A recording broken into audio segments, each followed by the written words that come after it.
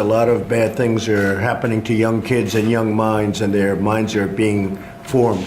And we have to do something about maybe what they're seeing and how they're seeing it. And also video games. I'm hearing more and more people say the level of violence on video games is really shaping young people's thoughts. And then you go the further step, and that's the movies. You see these movies, they're so violent. I also want to go on the record by stating that I'm not, a complete oblivious prude. I own violent video games. I have plenty of these.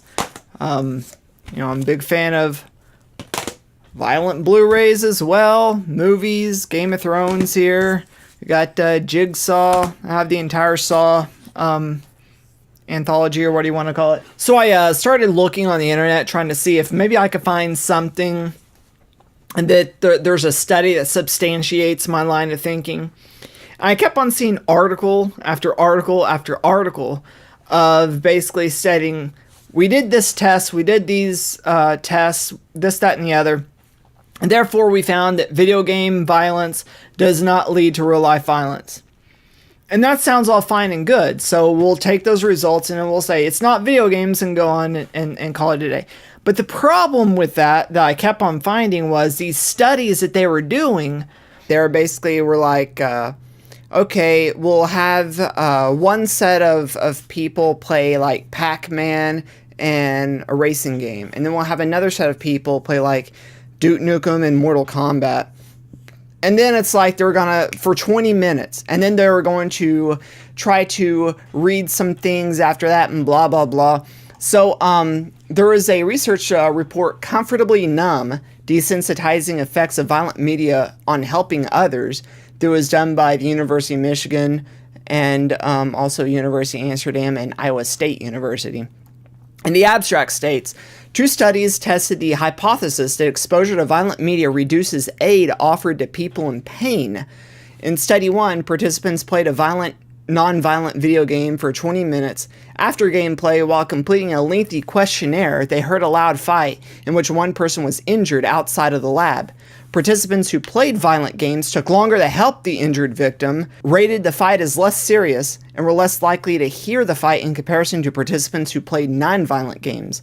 In study 2, violent and non-violent movie attendees witnessed a young woman with an injured ankle struggle to pick up her crutches outside the theater, either before or after the movie. Participants who had just watched a violent movie took longer to help than participants in the other three conditions.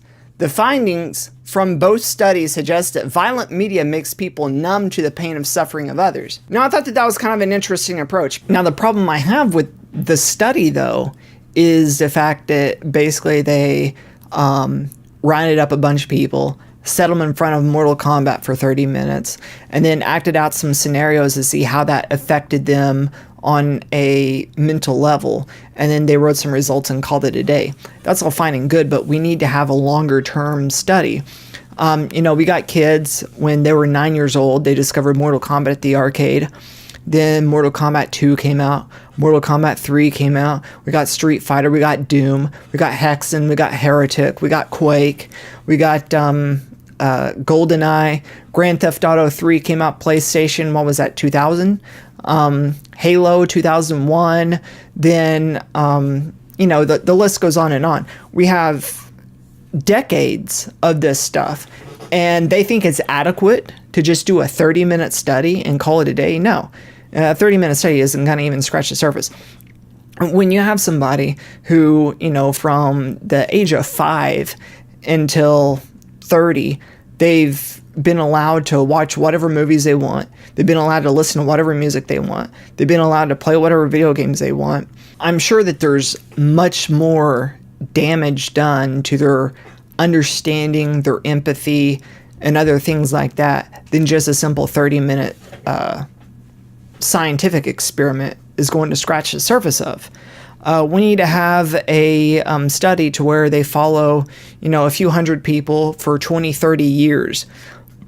That's what they should have started doing in 1993 then we would have had a 25-year study under our belt right now, but they didn't. And then I also stumbled upon another article from the New York Times, and this was more or less an opinion piece, so I try to take those with a grain of salt. However, I thought this is kind of interesting with how the writers set it up. So they go on to say that it was kind of hard to find a link of violent in media leading to the real thing. And they say, but a growing body of research indicates that this reasoning may be off base. Exposure to violent imagery does not preordain violence, but it is a risk factor. We would never say, well, I've smoked cigarettes for a long time and I don't have lung cancer. Therefore, there's no link between smoking cigarettes and lung cancer. So why do we use such flawed reasoning when it comes to media violence? And that was a light bulb moment for me that hit the nail right on the head. All day long, I see on YouTube, well, I don't go and decapitate people, so why would they say that Mortal Kombat leads people to decapitate people? That's projecting. Just because you haven't had that problem in your life doesn't mean somebody else can't. Maybe you're not as susceptible to those imagery. Maybe you were more mature when you were first introduced to it. To me, that's just stupid. To say, well, I haven't done it, therefore it's okay because nobody else can do it. So I'm thinking then the desensitization itself can lead to problems. So we need to look at, are there any negative effects to prolonged exposure to violent media causing desensitization, which leads to possibly violent outbursts? Like the Grinch who stole Christmas, these violent video games threaten to rob this particular holiday season of a spirit of goodwill. So we fast forward to the early 90s when the politicians are throwing a fit about Night Trap.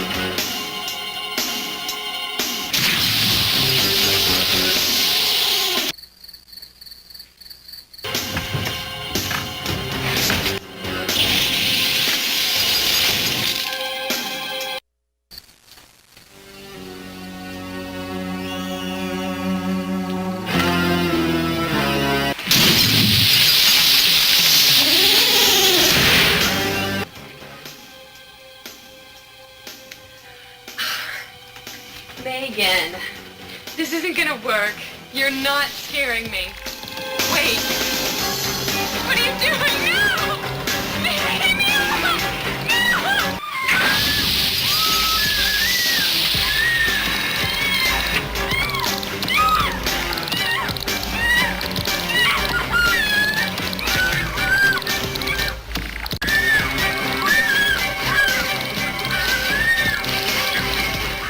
And lethal enforcers. Drop your weapon!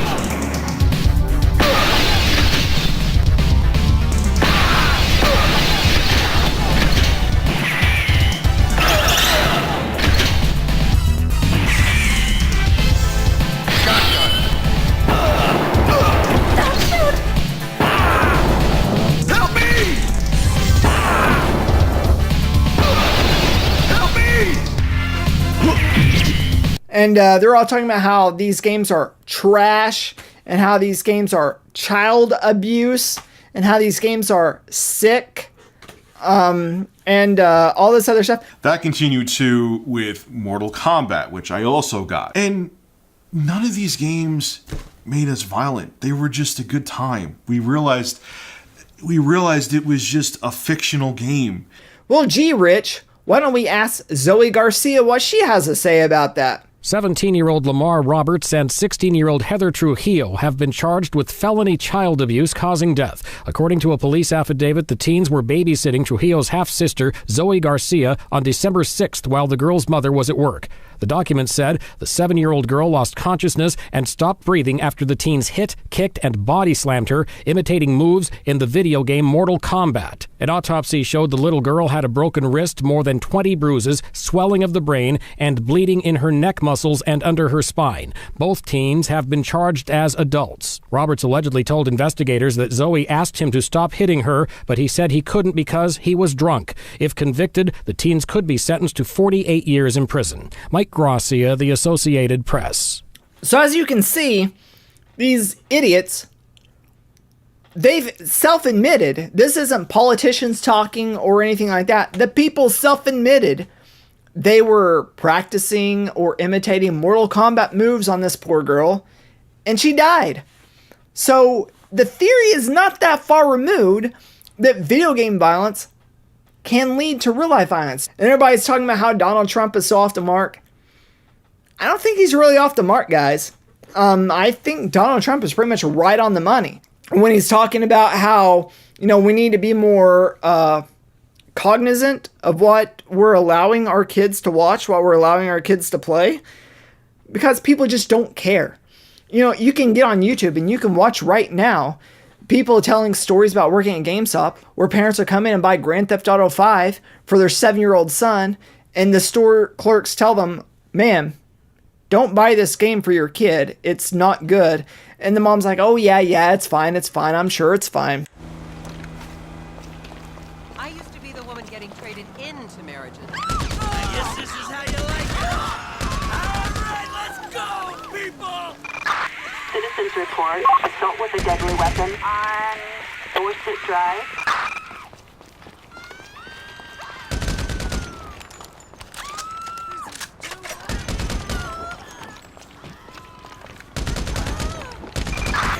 Suspect last seen on Dorset Drive.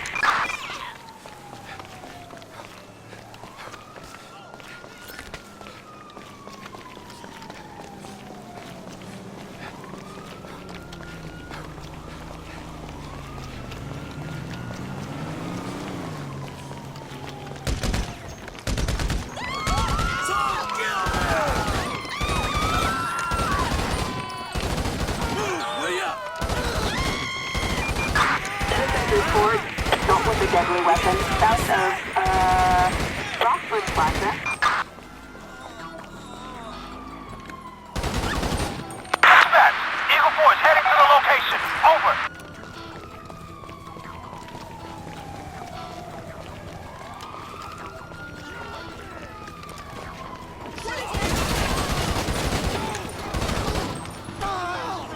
Hey, you want me?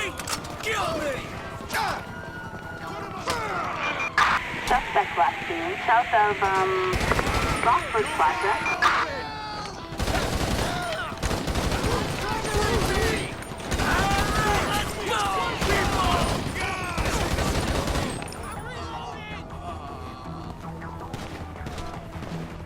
We need backup! Stat! Units reporting at 245 south of Rockford Plaza.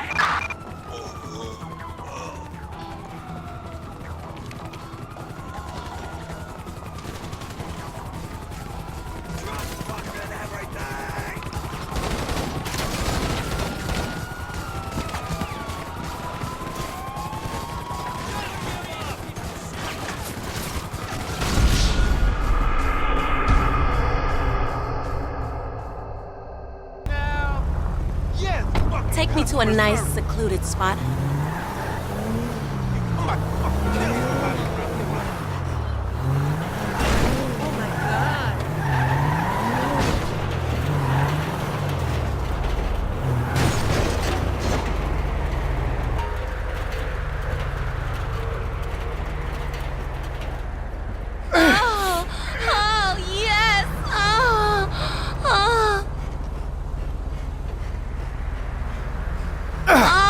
Just like that.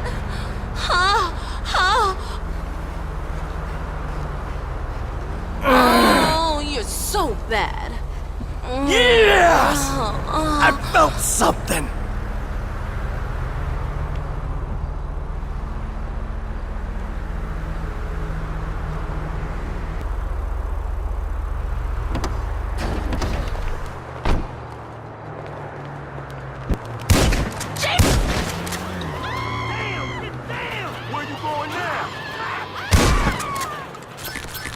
And let me tell you, on all my labels and all the hats I wear, I find that so extremely offensive, and the only word you can say to the manufacturers and the shareholders of the company is shame on you.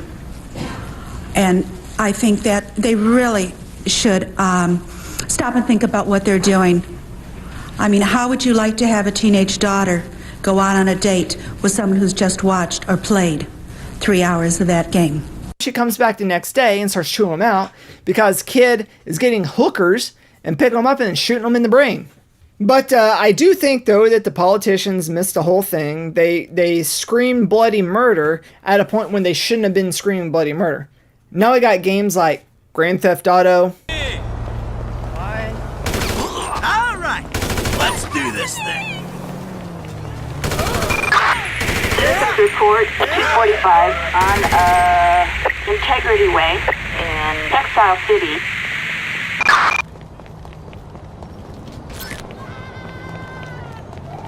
Right here, dispatch. I'll check it out. What?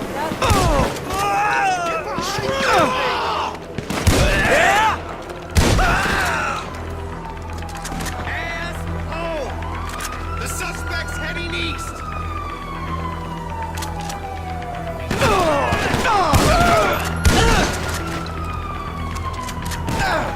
Like Fallout 4. Go away.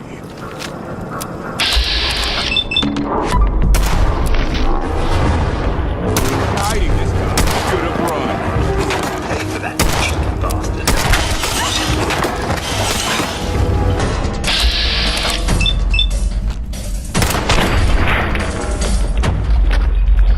And like several other games throughout the past 15 years.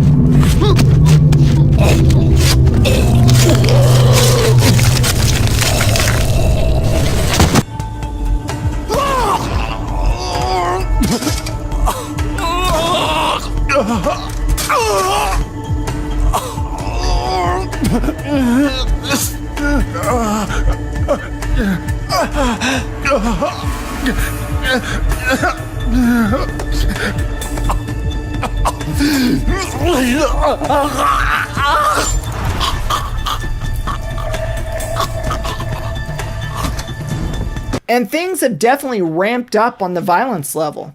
I think he's pretty much on the money that these are simulated training grounds for killing. I mean, let's call a spade here, guys. So I came across this tweet and it says, as Trump blames violent video games for mass shootings, please see the stats below. Video game sales per person per year in Japan, $96.06. In USA, $63.45. Gun deaths per 10 million people per year. Japan, 6. USA, 1,016. The problem is not video games. The problem is assault rifles. So let's take a look at those sales charts, shall we? In the USA, the top selling game for the entire year of 2017 was Call of Duty World War II on the PS4.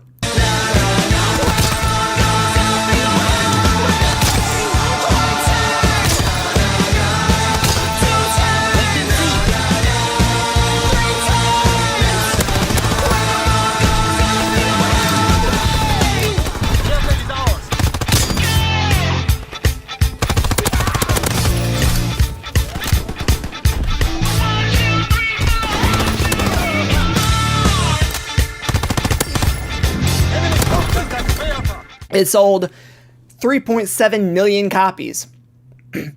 Under that, Super Mario Odyssey, Call of Duty on the Xbox One, which sold 3 million copies, so it's safe to say that Call of Duty combined sold 6.7 million copies. Under that, we have Breath of the Wild, Mario Kart Deluxe, Pokemon Ultra Sun and Moon, NBA 2K18, Horizon Zero Dawn, Destiny 2, Madden NFL 18. So out of those games, we have Destiny 2, we have Horizon Zero Dawn, and we have Call of Duty. 3 games are already mature. 3 games that are essentially shooters. I realize Horizon Zero Dawn isn't a shooter, but... So let's go and look at Japanese sales for 2017. We have number 1 is Pokemon Ultra Sun and Moon for the 3DS at 2 million copies.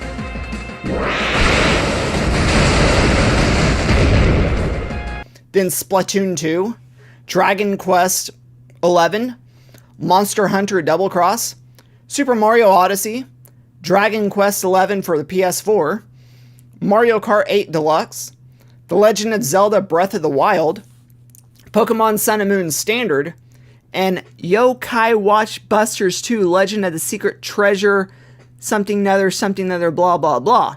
Notice how the top selling games in Japan are pretty much all Nintendo games, all rated E or T at worst. I don't think there's not a single mature rated game in the entire thing.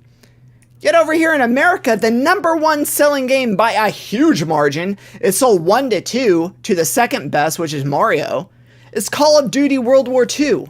Now, do you see the disconnect here, Mr. Ed Krasenstein? It's so ridiculous. And I keep on seeing this. People are like, well, Japan doesn't have these shootings. So what's the difference? Well, the difference is it's completely culturally different. Japan doesn't go and inundate themselves with first-person shooters. As you can see on the sales charts, Call of Duty didn't even crack the top 10. Gosh, people are idiots. We've got to remain logical. We've got to.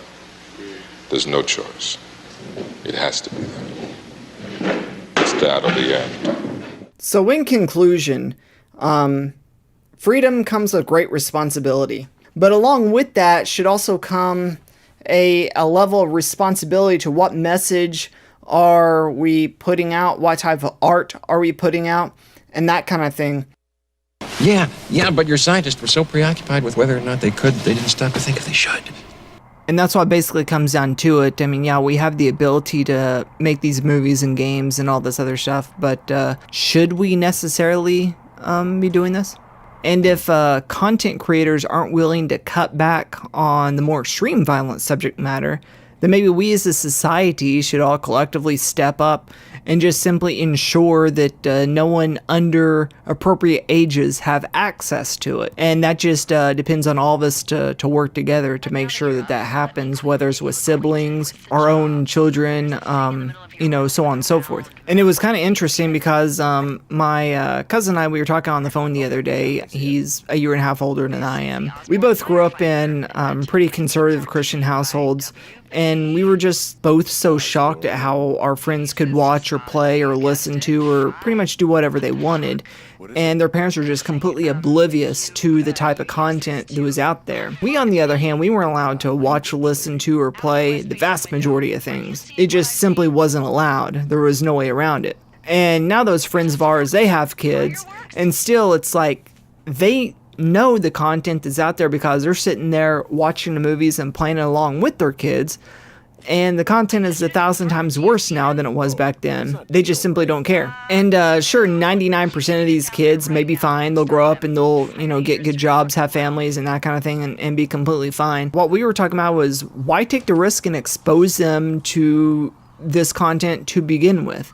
I mean, what good does it do them? If anything, it does harm. And also, what would be the harm in just simply not allowing them until they get older? Because as far as we were thinking about it, pretty much all you're doing is just setting them up for failure in even exposing them to this strong content. a lot of the things I'm into right now, I didn't even discover until I was like 18 or something like that. Like, I mean, seriously, I didn't get an Xbox until launch day, and that came out 2 weeks before I turned 18. And that was when I first got a DVD player. Up until that point, I didn't even really watch or pay attention to movies. So it wasn't until I was 18 that I started going out and collecting 70s and 80s horror movies like Dawn of the Dead, Day of the Dead, City of the Living Dead. I mean, I was really huge into zombies in 2002. That's when I discovered the genre, and I just went gung-ho for it, getting all those movies that were coming out on Anchor Bay. So when I was in like 5th or 6th grade, I had a couple of friends of mine. They were like, you know, straight metalhead friends, and they had much older brothers. They were like already graduated high school by that point. And their older brothers, they were getting them into this music, and as I said, they're like, you know, 10, 11 years old.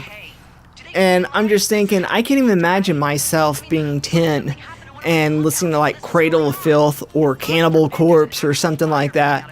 I mean, as a 20-year-old discovering them for the first time, I could understand what they were saying. I could decipher the message. As a kid, I mean, you have no way to be able to navigate that mature subject matter that they're exploring in the lyrics. I mean, it's just, you wouldn't have any way to... So that just kind of goes back to, as a society, I think that we have a job, you know, don't be giving them content that's beyond their, you know, capacity to handle. And I think that goes back to Call of Duty. I think that goes back to Deadpool. I think that goes back to, you know, rap and heavy metal and that kind of thing. Just let the kids be kids, basically.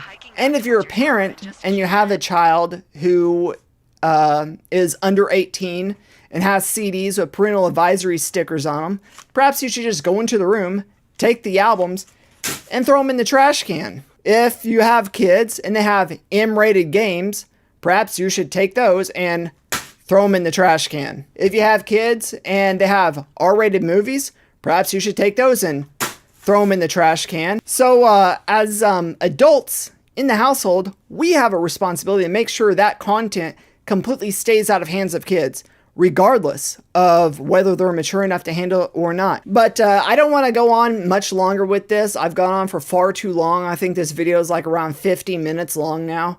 But I just wanted to get some things out there, have a discussion. Let's talk about it. Let's be respectful. But I think that everybody should talk about this is...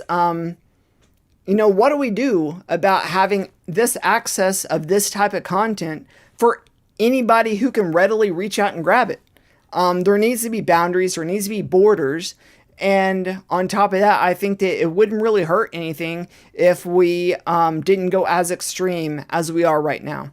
But I don't have much else to say. So again, if you want to add a respectful comment, if you want to discuss it with other people, have at it in the comments section. Just again, be respectful, be mature, and, you know, don't be a jerk. But thanks for watching and peace out.